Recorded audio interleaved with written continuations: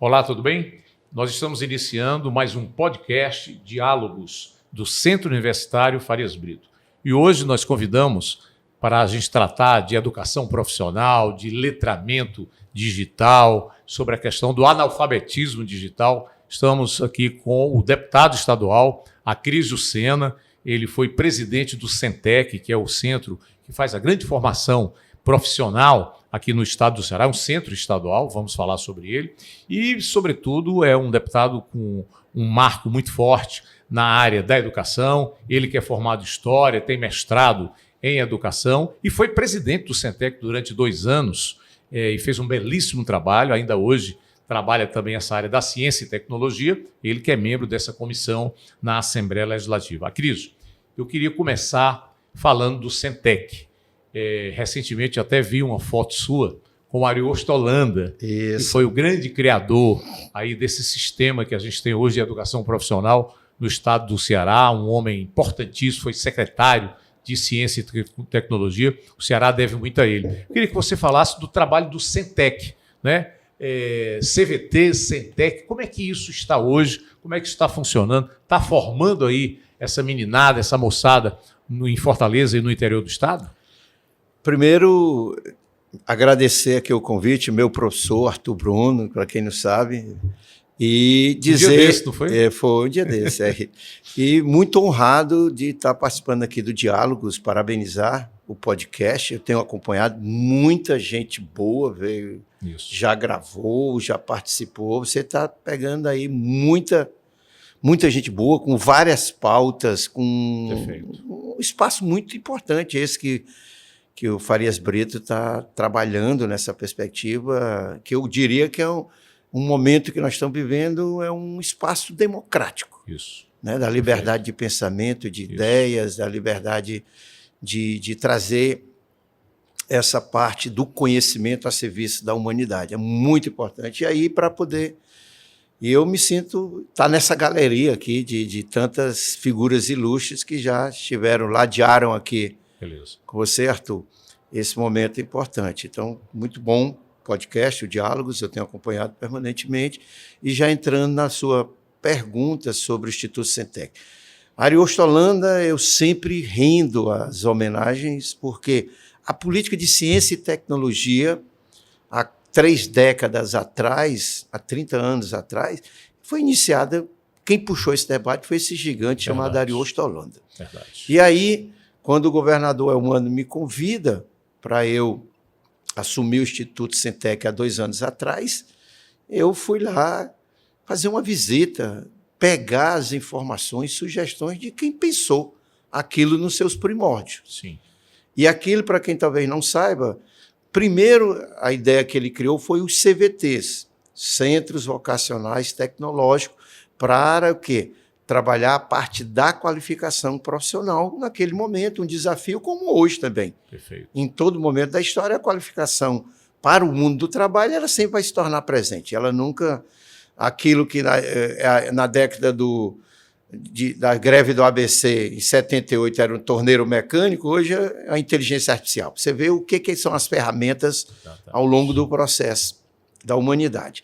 E aí eu fui lá, conversei com o Ariosto, bati um papo com ele, peguei muitas ideias, mas a gente viu que era um espaço com 2 décadas e meia, era um espaço que estava meio que congelado no tempo, meio preso no tempo, porque havia talvez uma incompreensão que quando veio o grande impulso dos institutos federais, e grande parte dos institutos federais foi cedido pelas estruturas do Centec, é verdade. Imaginou que aquilo ali não tinha... Eu acho que aquilo tinha cumprido a missão. Tá. E quando vieram as escolas profissionalizantes, aí que... Rapaz, isso aqui não tem mais sentido. Ficou meio que num compasso de espera. Tá. Quando o governador chamou, há 2 anos atrás, disse assim, olha, Cris, tem um canto ali, só para você ter ideia, tem um canto ali que se a gente der uma injeção de ânimo, ele vai voltar e vai reagir super bem. Eu disse, onde é esse canto? o Instituto Centec. Aí eu, onde é que fica? Tá entendendo? Pra você ter ideia, olha que eu ex-vereador, educação, né?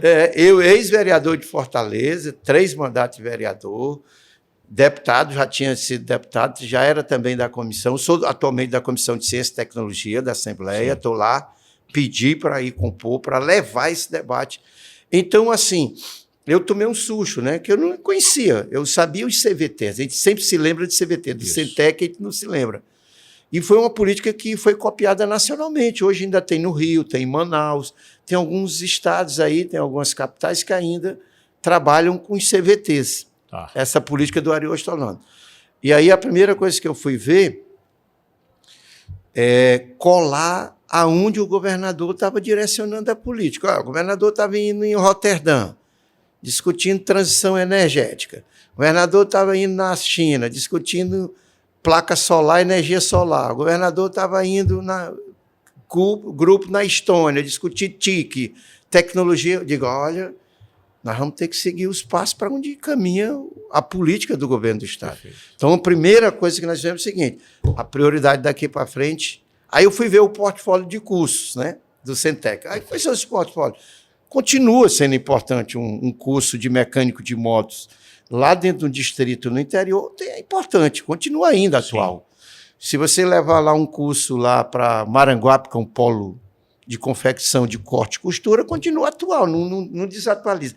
O problema é que a tendência para onde o Estado avança vai além dessa realidade. Perfeito. E aí a primeira coisa eu disse assim, olha, o Cleito está hoje na presidência, eu disse, Cleito era o diretor na área da formação profissional. Cleito, nós vamos montar as 2 bases estruturantes dos cursos, nós serão energias renováveis, principalmente energia eólica, solar e o debate do hidrogênio verde. Certo. Nós fomos o primeiro curso prático para você entender o que era hidrogênio verde, como é que lida, comercializa, transporta, que é uma matriz energética também do futuro. E para onde caminha? Para onde caminha. O Ceará e o mundo, né? E o mundo. Energias aí renováveis. Nós começamos, aí nós pegamos o seguinte, vamos transformar lá o CVT lá de São Gonçalo do Amarante num polo de energias renováveis. Por causa do Porto do Pecém, né? Por causa do Porto do Pecém e por conta daquela estrutura do deslocamento. Tá.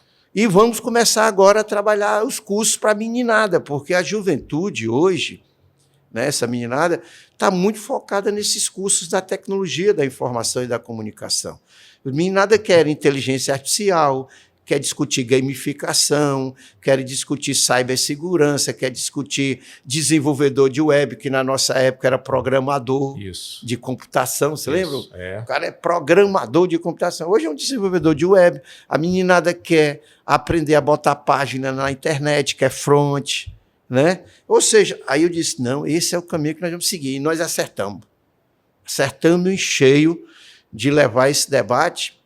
Eu me lembro de uma situação, quando a gente disse que ia levar lá em Itaiçaba um curso de desenvolvedor de web, aí teve uma pessoa que disse, aí tem alguém que vai se inscrever? Ora, quando a gente abriu a inscrição, ficaram mais 2 turmas esperando para trabalhar com desenvolvedor de web. Então, essas 2 tendências mundiais que dão uma nova configuração do mundo do trabalho, que é as tecnologias da informação e da comunicação e a transição energética via energias limpas, juntando essas 2, é o grande debate que o Estado do Ceará tem feito. Ô, Acris, eu queria ir por aí também. Hoje, uma pessoa sabendo utilizar esse aparelho aqui, esse é um celular comum, ele pode ser um empreendedor, né? Porque nós estamos vendo também, e esse final de semana eu vi alguns jornais mostrando isso, pesquisas que mostram que boa parte da juventude continua se preparando para ser empregado, ter carteira assinada, ok. Mas ainda é muito pequeno. É muito pequeno. Talvez até a maioria hoje. Essa geração era nossa. Essa geração era nossa. A maioria até não quer mais. A maioria quer ser empreendedor. Isso. Né? E hoje o empreendedor digital funciona muito. Né? Funciona. Ele faz todo o seu negócio, a sua comunicação, através do aparelho celular ou outro aparelho desse tipo. Eu te pergunto, você tem trabalhado muito, eu tenho lido algumas coisas que você tem escrito sobre o letramento digital. Quer dizer, o que é mesmo isso, Acris? Qual é a importância do letramento digital, sobretudo nesse momento que nós temos aí a inteligência artificial. Isso. Como é que está sendo feito isso? Como é que você está trabalhando esse tema na Assembleia? Como é que você está trabalhando junto ao Poder Executivo, ao Governo do Estado? Porque é preciso acelerar isso, né? Isso. Mas antes, assim, você falou do empreendedorismo, você vê, e citou aqui o aparelho o celular. A luta de classe está aqui dentro agora. Tá. Nós somos historiadores, a luta de classe vem aqui para dentro, né? Então, assim, eu pegar ainda esse do empreendedorismo para depois fazer esse link com a parte do letramento. Sim. Então, fechando aqui. Então, hoje você consegue, eu vou dizer para você, a gente consegue ministrar um curso com grande parte do conteúdo sobre ferramentas digitais de dentro aqui, do celular. O aluno acompanhando aqui.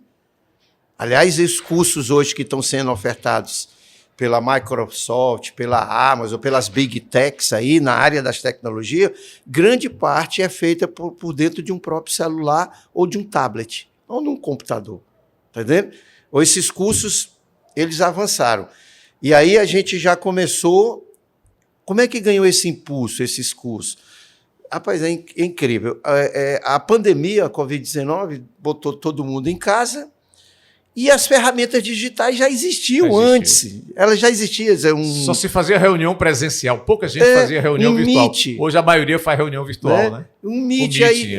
Aí, como é que é mesmo? Nós vamos fazer um encontro nacional que vai ficar todo mundo dentro de casa no celular? Ninguém acreditava nessa hipótese. Foi a pandemia, infelizmente, que ceifou a vida de muitos irmãos nossos, Sim. Mas ela, por dentro da crise, surgem outras possibilidades. Toda a vida foi assim e sempre será. Foi por dentro da crise em que o país se deu conta da necessidade que a transformação digital é uma realidade que veio para ficar. Aí, qual foi o grande desafio? Cadê os professores para saber dominar as ferramentas digitais para ministrar aula online? Perfeito. Aí surgiram os desafios inerentes a esse debate que nós estamos colocando aqui. Nós começamos a fazer um encontro, me lembro, nós fizemos um encontro com 100 pessoas, eu me lembro, 100 pessoas, um encontro nacionalmente, todo mundo em casa, na pandemia. E aí começou a se despertar que essa era uma realidade que veio para ficar. Ainda o debate da IA ainda não estava chegando com tanta força para entrar nesse debate do letramento. Perfeito. Mas hoje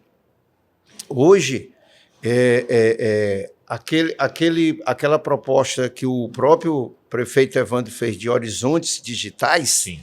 Que foi uma proposta construída com a equipe do Centec, na época ainda que você estava coordenando o programa, Isso. Nós já apresentamos alternativas. Eu disse, prefeito, era muito importante que os CUCAs hoje, que a Luiziane idealizou, de Centro de Arte e Cultura, eles pudessem se transformar em territórios de inovação. Aí ele olhou assim para mim e disse, como é que é isso? É simples, tem que trazer a cultura digital para dentro, que é uma nova cultura que, na época, há 20 anos atrás, não estava tão aflorado como está hoje. Ela sempre teve esse debate. Nós é que entramos nos processos sempre de formas mais retardada ou fora de época nisso aqui. Perfeito. Então, assim, esse debate no mundo sobre letramento digital já está existindo, né? Já vem acontecendo para entrar nessa discussão. Então, assim, nós fizemos o primeiro curso de letramento digital, que é uma das partes da formação do letramento digital, que foi os professores, eu estava no Centec nessa época, era o nome do projeto, era chamado Educatec, eram os professores das escolas profissionalizantes se apropriarem das ferramentas digitais para a produção de conteúdo em sala de aula. Perfeito. Tá entendendo? Como é que eu trago um YouTube para formar um canal para eu poder interagir? Como é que eu posso pegar um grupo de trabalho dentro do Instagram para eu poder interagir? Como é que eu posso fazer um mecanismo de um jogo interativo para eu alfabetizar uma criança? Aí foi esse debate que aflorou a ideia da história do letramento digital. Por que surgiu essa ideia do letramento digital para a gente focar? Nós tivemos acesso, eu estou no grupo do Iracema Digital, você está também, lá o nosso querido Mauro Oliveira. Professor Pardal, Mauro Oliveira. Mauro Oliveira, que inclusive criou o Pirambu Digital, fazendo um trabalho excelente. Excelente. Eu estava com ele lá, agora eu estive com ele essa semana lá, dialogando sobre isso. Tá. Aí o seguinte, num belo dia, a gente vê o compromisso com a criança alfabetizada, que é uma inspiração do PAIC, que é o Programa de Alfabetização da Criança na Idade Certa. Aí está lá o seguinte, não existe nada, nenhuma menção no Programa de Alfabetização da Idade Certa, que era o compromisso com a criança, nada que se a gente possa se utilizar de ferramentas digitais para o processo pedagógico e educativo, mesmo que sabendo que essa ferramenta, se tratando de crianças, tem um lado cognitivo, sim, tem a questão ética e a segurança, acima de tudo, para isso aqui. Mas pode ser tudo utilizado com tudo isso que eu falei. Tá. Aí veio uma crítica que o processo de alfabetização ainda está inspirado na cartilha do ABC. Um B com A, Bá, Bé, Bi, Bobu, Dá, Dé, Di, Dodu. Aí veio uma crítica muito justa, um documento que significou uma emenda para que o relator era o Cid, nós entregássemos ao Cid, assinado por ao senador Cid Gomes, se entregasse essa proposta de emenda a esse compromisso com a criança alfabetizada, que se utilizasse de ferramentas digitais, principalmente jogos digitais, jogos interativos, lúdicos, tá? Para se fazer o processo de alfabetização de crianças, que hoje nós estamos chamando também de jovens. Tá certo? Tá. Aí veio esse debate, nós entregamos para o Cid, senador Cid, depois conversei com a Estrela, secretária de Educação, a importância de que isso venha a constar no Plano Estadual de Educação. Depois conversei, estou fazendo a linha com o Idilvan, que Fortaleza pode ser a ponte... que é o secretário de Educação do município de Fortaleza. Eu tenho que contar, falando de com certa intimidade, né?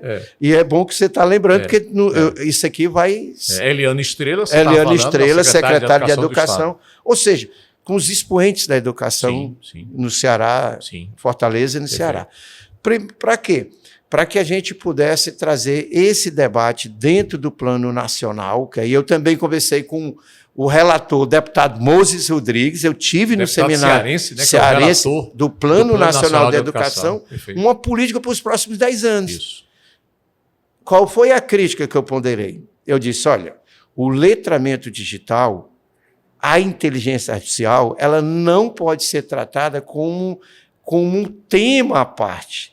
Ele tem que ser um tema transversal, interdisciplinar, que dialogue com a alfabetização após graduação.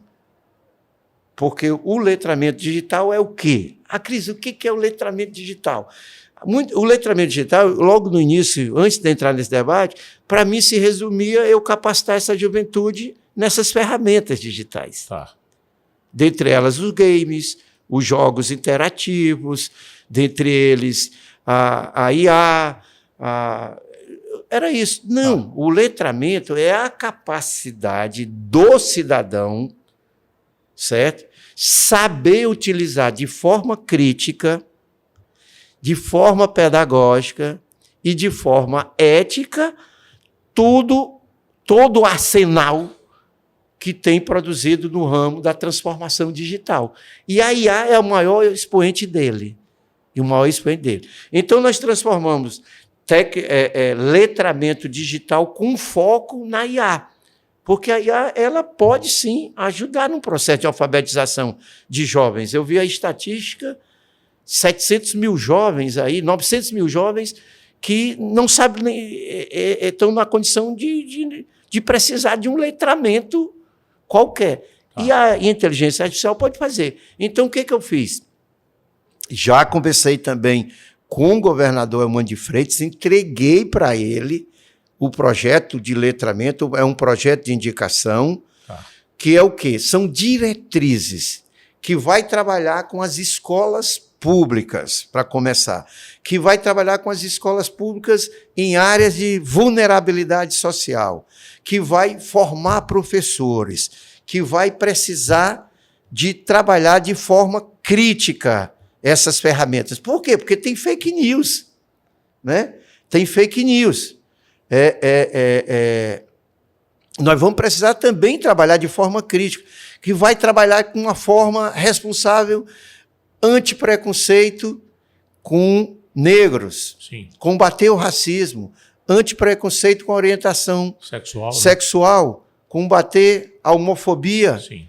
que vai trabalhar com foco na liberdade, na democracia, na liberdade de expressão, de culto religioso, porque há um combate muito grande.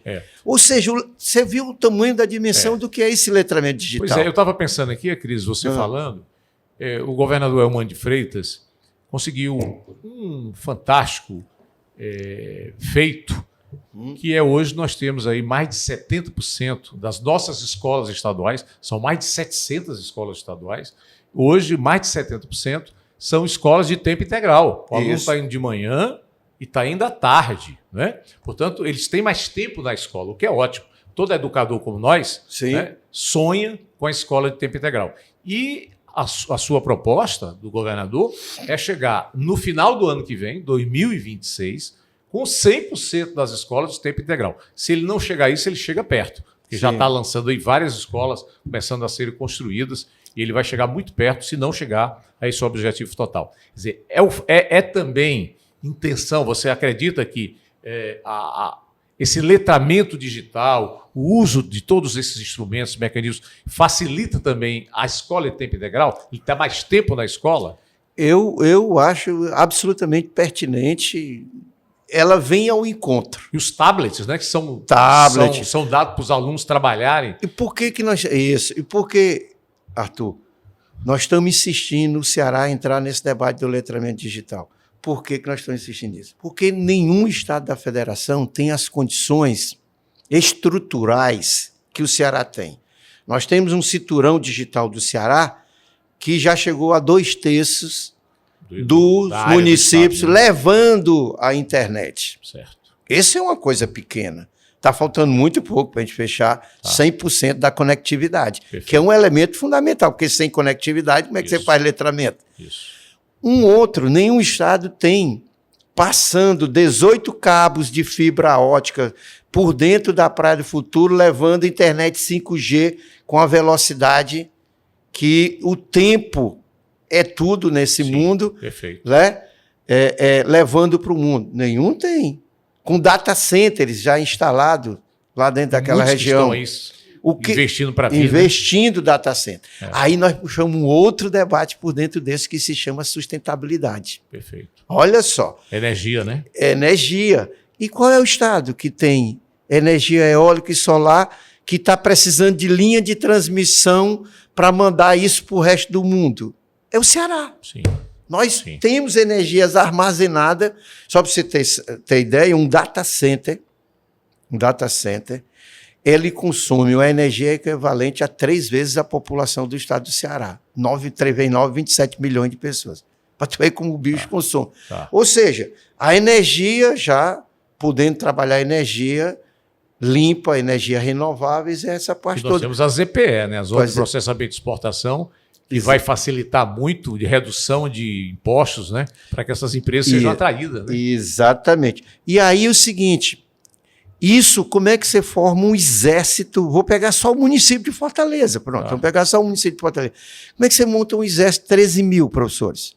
240 mil alunos. Perfeito. Ou seja, nós teremos que montar uma estratégia de fazer os multiplicadores. Qual foi a conversa que nós tivemos com o secretário de Fortaleza, Gilvan, e também com o nosso prefeito Evandro, né? Prefeito, nós precisamos montar os multiplicadores. Vamos supor que a gente forme 100 professores na área do domínio da inteligência artificial, letramento digital com inteligência artificial, para formar mais 1.000, 2.000, 3.000, porque tem que ser assim. Não dá para formar 13 mil tudo simultâneo. Sim. Forma esse primeiro grupo, cria essa experiência piloto com 100, depois com 1.000, depois com 1.000 multiplicadores, a gente forma os restantes dos 10 mil. Certo. Dá para fazer isso. Essa é a primeira estratégia que nós temos que fazer para poder acontecer. E dá para fazer, volto mais uma vez, grande parte da formação pode se dar pelos tablets, pode se dar por dentro de um celular e num computador de onde você estiver. Óbvio que nós precisamos ter os encontros de integração regionais. Vamos pegar aqui no Cariri, vamos fazer o encontro de integração dos professores da rede pública estadual do Cariri. Fazer o primeiro encontro para debater IA, UFO, depois da formação. Esses aí serão formar os primeiros multiplicadores, que esses multiplicadores, o nome já diz, parece ser feito. Então, eu concebo que essa nossa estratégia do programa de letramento digital são diretrizes. Perfeito. Qual é o custo? O que é essas diretrizes, Cris? Primeiro, escolas em situação de vulnerabilidade. Segundo, formação permanente de professores. Terceiro, articulação com prefeituras. Quarto, e assim vai, criar um selo, cidade inovadora, conectividades, equipamentos, ou seja, é uma ação integrada, tá entendendo? Toda integrada. Formação dessa juventude. Então, é como se nós estivéssemos pensando a mesma coisa, né? Um plano estadual para os próximos 10 anos. Sim. Nós estamos querendo que essa estratégia que nós estamos chamando de letramento digital, ela seja uma estratégia estadual. Que alguém disse, não, nós estamos comprando novos equipamentos. Faz parte. É uma parte só É uma da parte. história, Nós estamos né? criando conectividade. Faz outra parte. Nós vamos formar alunos. Outra parte. Então, assim, é uma questão integrada o letramento digital. Por isso que eu digo, rapaz, você já imaginou? Hoje, quem são esses 700 mil jovens que nem estudam e nem trabalham? É a geração. Neném, né? É. Jovens neném. E geralmente estão fora aí do mercado. Então, a gente pode disputar com quem quer levar para o mal, Isso. a gente trazer para o bem. E todos eles não tem como. Essa geração Z aí que já nasceu, essa geração aí... A milênio, né? Geração milênio. Essa meninada toda aí, ela parece que já nasceu foi dentro de um celular, porque eles já dominam, já a parte toda. Então, grande parte, num país que tem o dobro, quase o dobro, o dobro da população é de celular, então isso virou um cotidiano. E a gente também está com uns cursos, né? Vamos ensinar a meninada a consertar esse celular. Nós também estamos fazendo esses cursos para ensinar a meninada a consertar celular. Perfeito. Nós também, lá eu digo, eu ainda estou com a cabeça no Centec, né? Está espalhado hoje o Centec? Está em 37 municípios. 37 municípios. 37 municípios. Como CVT, Centro Vocacional Tecnológico, como Centec, né? Eles têm assim. O Centec é uma organização social do Estado, é uma empresa privada sem fins lucrativos. Sim. Ela que, numa parceria com a Secretaria de Ciência e Tecnologia, ela gerencia todos os equipamentos do Estado nessa área de ciência, tecnologia e inovação. Perfeito. O que é? Nós temos hoje 31 CVTs. CVTs são Centros Vocacionais Tecnológicos que fazem essa qualificação profissional. Além desses cursos de tecnologia, de energias renováveis, também a gente trabalha a vocação econômica do território. Ok. Até curso de manta de carneiro está lá para os Iambus. Perfeito. Está entendendo? Curso de turismo para o litoral. Ok. Né? Curso de alambiqueiro, lá na Serra da Ibiapaba, cachaça. Tá. Isso que nós chamamos de arranjos produtivos locais. Também nós estamos respeitando isso. Polo calçadista, lá em Frecheirinho, o polo da confecção de moda íntima, e assim vai. Isso são os arranjos. Tá. Então, os CVTs trabalham a qualificação profissional. Nós eram 28, nós abrimos 3. Está lá o Cleito, que está no comando, o professor Cleito Monte. Cleito Monte, um grande educador. Também.